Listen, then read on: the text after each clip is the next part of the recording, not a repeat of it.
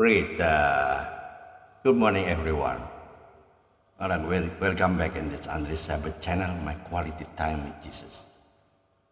Teman-teman, pernahkah Anda bertanya, mengapa ada orang yang memiliki rumah besar,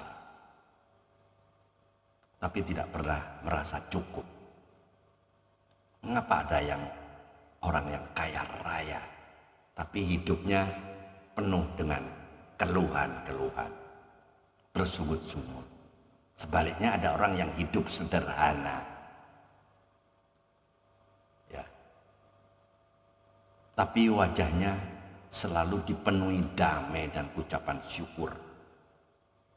Jangan-jangan masalah terbesar kita bukan kekurangan berkat, tapi kita kehilangan kemampuan menikmati berkat. Tahukah Anda, Alkitab berkata bahwa menikmati hidup itu juga adalah pemberian Tuhan.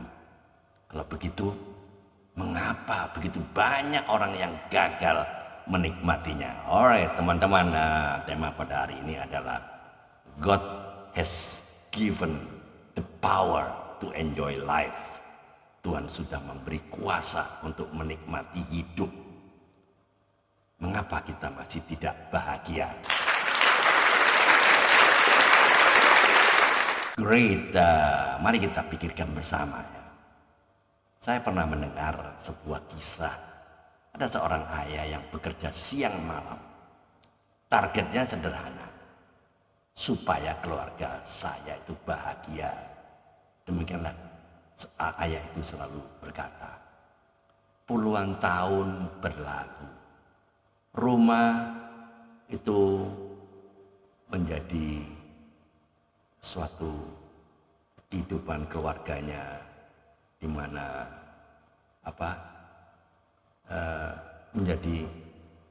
menjadi senanglah untuk dia ya. Bahkan rumah itu bertambah lama menjadi besar. Mobilnya bertambah, tabungan semakin banyak, tapi ketika akhirnya ia pensiun, anak-anaknya sudah sibuk. Istri sudah terbiasa hidup sendiri. Tubuhnya mulai sakit-sakitan. Ia berkata sambil menangis, saya berhasil mengumpulkan semuanya, tapi saya lupa menikmati semuanya. Betapa ironisnya. Kita pandai mengejar kehidupan, tapi lupa untuk menjalani kehidupan.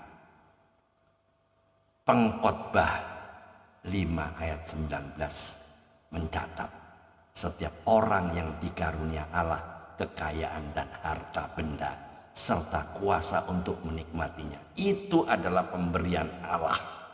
Perhatikan baik-baik, perhatikan ke depan ya. Halo, bukan hanya harta yang berasal dari Tuhan, tapi kuasa untuk menikmati juga berasal dari Tuhan. Artinya apa? Ada orang yang memiliki banyak tapi tidak mampu menikmati. Ada juga yang memiliki sedikit tapi setiap hari penuh ucapan syukur. Masih ingat tentang Raja Salomo? Salomo memiliki hampir semua yang diimpikan manusia di jagat raya ini. Kekayaan, kemuliaan, istana, hikmat. Namun pada akhirnya ia berkata apa? Semua adalah kesia-siaan. Mengapa? Karena ketika hatinya jauh dari Tuhan, semua kenikmatan dunia tidak pernah cukup untuk mengisi kekosongan jiwanya. Rasul Paulus, sebaliknya Paulus sering hidup berkekurangan, ya enggak? Dia dipenjara, dicambuk, dianiaya. Namun ia berkata apa? Aku telah belajar mencukupkan diri dalam segala keadaan.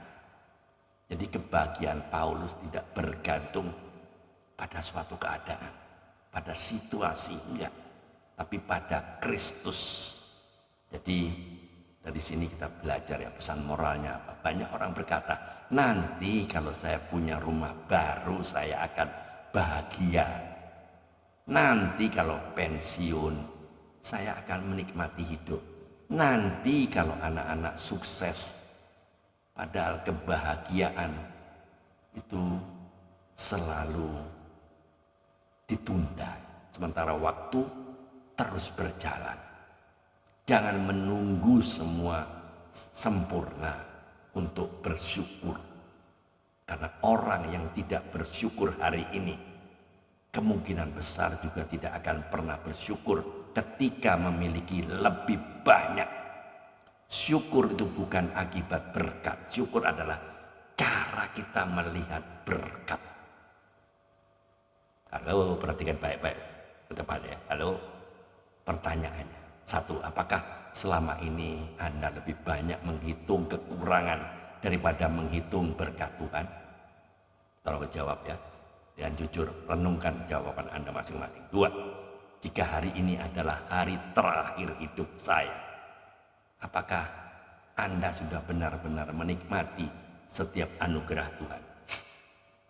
Tolong jawab jujur dan renungkan masing-masing. So, jangan habiskan hidup hanya mengejar sesuatu yang belum Anda miliki. Sampai lupa menikmati apa yang Tuhan sudah berikan. Hari ini, yes, hari ini. Masih bisa bernapas itu adalah anugerah. Masih bisa berjalan adalah berkat. Masih bisa beribadah adalah kasih karunia. Nikmatilah hidup karena Tuhan sudah memberi kuasa untuk menikmatinya. Gratitude turns what we have into enough. Rasa syukur mengubah apa yang kita miliki menjadi cukup. Joy is not found in having more, but in appreciating more. Sukacita bukan ditentukan, bukan ditemukan ya, karena apa? Karena memiliki lebih banyak, tapi karena menghargai lebih banyak. Itu, mari kita tunduk kepala, kita berdoa. Tuhan Yesus, ajarkan kami memiliki hati yang penuh ucapan syukur. Jangan biarkan kami sibuk untuk mengejar dunia sampai lupa menikmati setiap berkat-Mu. Berikan kami hikmat untuk hidup sederhana, penuh damai, dan selalu memuliakan nama-Mu. Di dalam nama Tuhan Yesus Kristus kami berdoa dan mengucap syukur. Amin. Teman-teman, kalau renungan ini memberkati Anda, tekan like, subscribe, dan bagikan kepada keluarga maupun sahabat. Siapa tahu melalui konten video sederhana ini Tuhan mengubah cara seseorang memandang hidup. Dan seperti biasa, ayo mikir, Tuhan Yesus memberkati. Amin.